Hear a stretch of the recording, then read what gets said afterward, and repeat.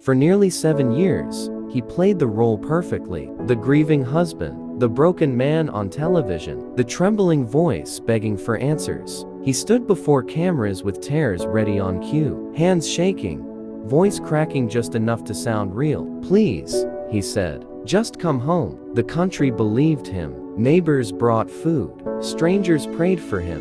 But every single night, when the house went quiet and the cameras were gone, he walked down the narrow hallway, past the living room, toward the staircase. And every time his shoes hit the floor, they echoed above the truth. Because the woman he claimed had vanished was never missing at all. She was right there, beneath the stairs, buried under concrete, listening to every lie he told about her. Before we continue, please subscribe and turn on notifications so you don't miss what's coming next. Take a moment to tell us in the comments where you're watching from. You're part of this community, and we'd love to hear from you.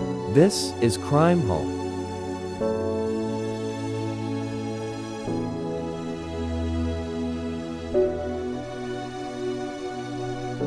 Her name was Lydia O'Connell. She was 44 years old when she disappeared in the spring of 2018. Born and raised in Ballymore, County Clare, Lydia was known instantly when she walked into a room. Petite, stylish, always impeccably dressed, with bright eyes and an easy smile that made people feel welcome. She loved fashion, really loved it. Upstairs in her home were clothing racks filled with dresses, jackets, shoes, and handbags. Some were brand new, tags still attached. Lydia had an eye for quality and color. Friends joked that she could spot a bargain from across a crowded market. On weekends, she sold clothes at car boot sales along the West Coast. Not because she needed to, but because she loved it. The chatter, the regulars, the familiar faces who came just to talk. She rarely went anywhere without her dogs, Milo and Pearl, small rescue terriers she adored. To Lydia, they weren't pets, they were family. Animals had always been drawn to her. Even as a child, strays followed her home.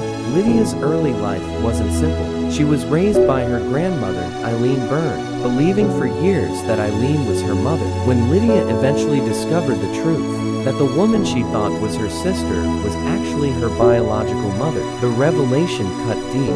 But she never stopped loving the grandmother who raised her. She was gentle, friends would later say, soft-spoken, kind, but stronger than people realized.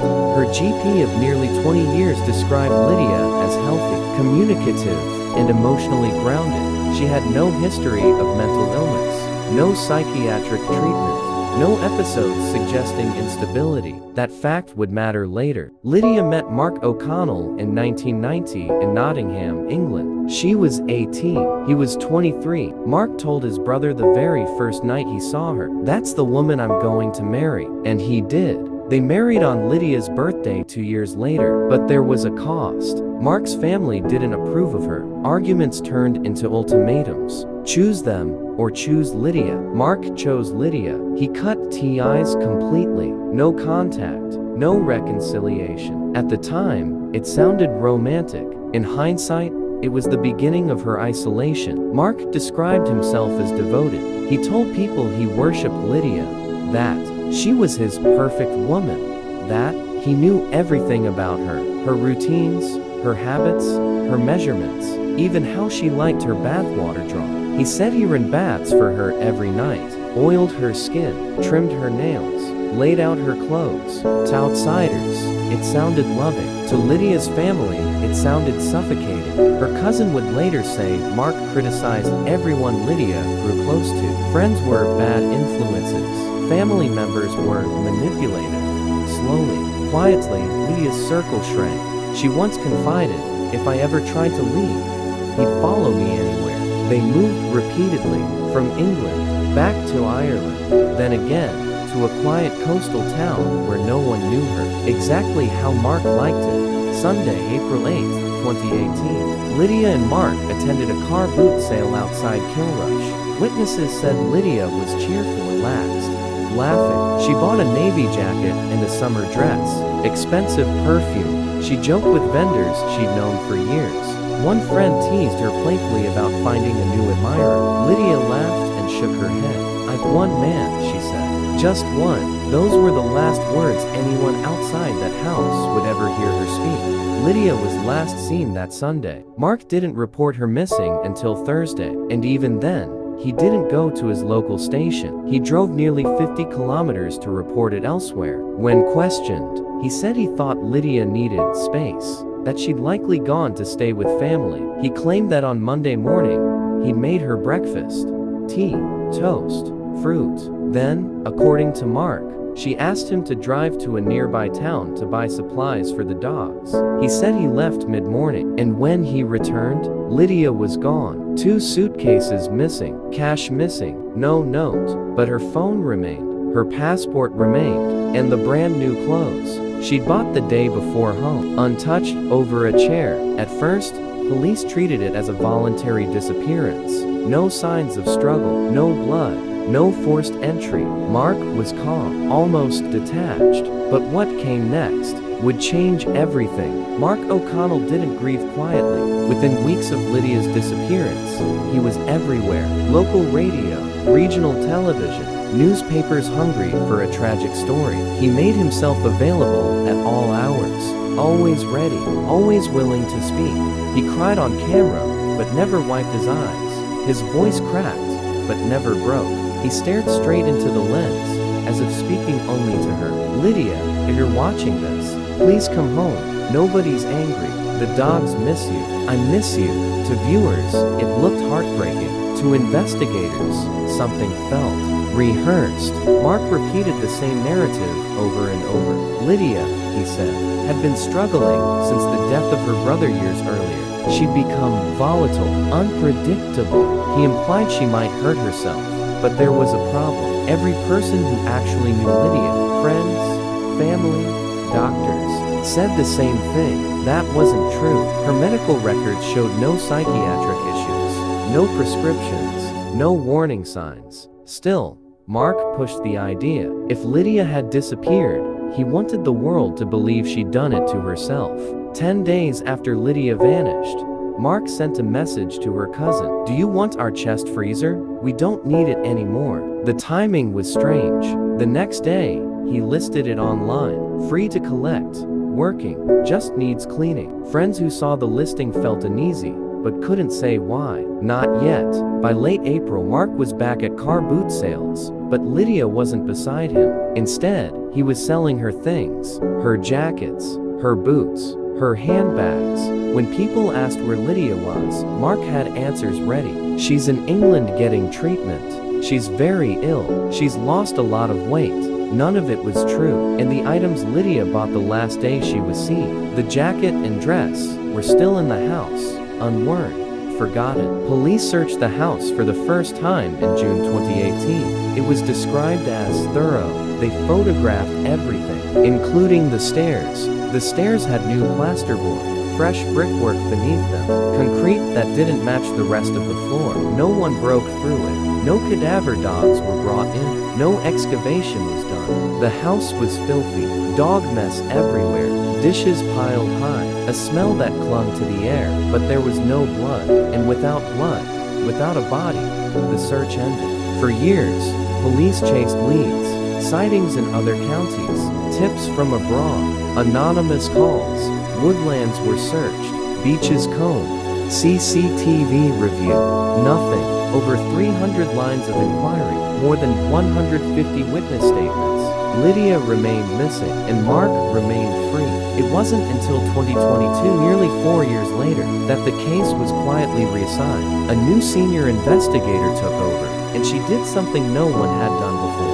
She started from the beginning. Every statement, every device, every assumption, including a laptop seized back in 2018. A laptop that had never been examined. On that laptop, investigators found a search made just 4 days after Lydia vanished. A simple phrase, quicklime. They found videos, watched twice. Quicklime mixed with water. Quicklime is used in construction, but it's also known for something else. It accelerates decomposition, suppresses odor. The search was time-stamped the same day Mark reported Lydia missing. Phone data came next. Mark had told police he'd been out shopping the morning Lydia disappeared, but location data said otherwise. He'd been near the house, for nearly 2 hours, a silent window of time where his phone never moved. The freezer message, the quicklime search, the false timeline. Piece by piece, the story cracked.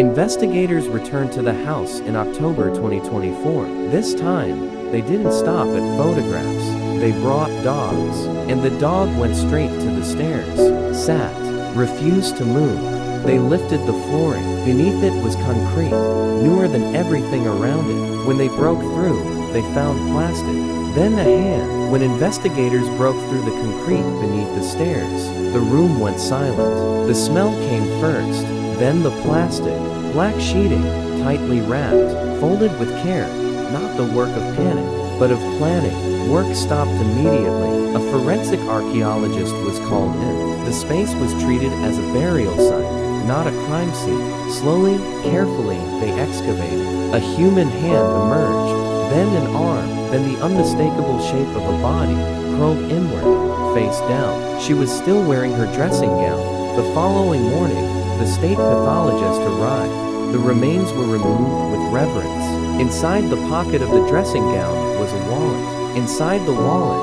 ID, there was no longer any doubt. After 2,300 days, Lydia O'Connell had been found. Not in a forest, not in water, not far away, but directly beneath the feet of the man who begged for her return on national television. Mark O'Connell was arrested that evening. When told why, he said nothing. No tears, no protests, just silence. After years of insisting Lydia had walked out, Mark suddenly had a new version of events. This time, he admitted she was dead, but he said it was an accident. He claimed Lydia attacked him during an argument, that she came at him with a tool, that he acted in self-defense. He said he held her until she went limp. Then he claimed he panicked, that he didn't call for help, that he sat with her body for hours, days, that he moved her to a freezer, not to preserve her, he said, but to store her, that he dug the grave under the stairs, like a machine, that he buried her with dignity, that he loved her. Forensic experts disagreed. There were no defensive injuries on Lydia's remains, no fractures consistent with the struggle, no evidence supporting Mark's version of events. The dressing gown belt was wrapped in an unusual way, not consistent with restraint or accident. And then there was the timeline, the phone data, the searches, the lies. Every step Mark claimed to have taken in panic required time, effort, and calm. Nothing about it was impulsive.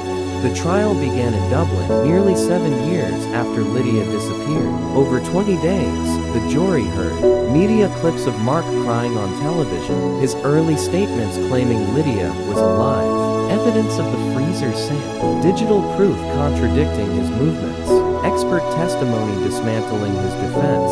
They watched him say again and again, "She'll come home," all while knowing she was buried under the stairs.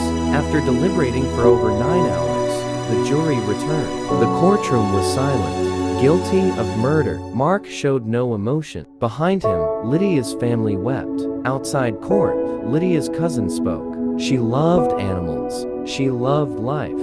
She trusted the wrong person. A vigil was held in the coastal town where Lydia had vanished. People brought dogs. Flowers lined the street. Candles burned late into the night. Half of Lydia's ashes were buried with her grandmother, the other half with her brother. She was finally home. The case succeeded because someone finally asked a simple question. What if she never left? The house had known the truth all along, and eventually, it gave her back.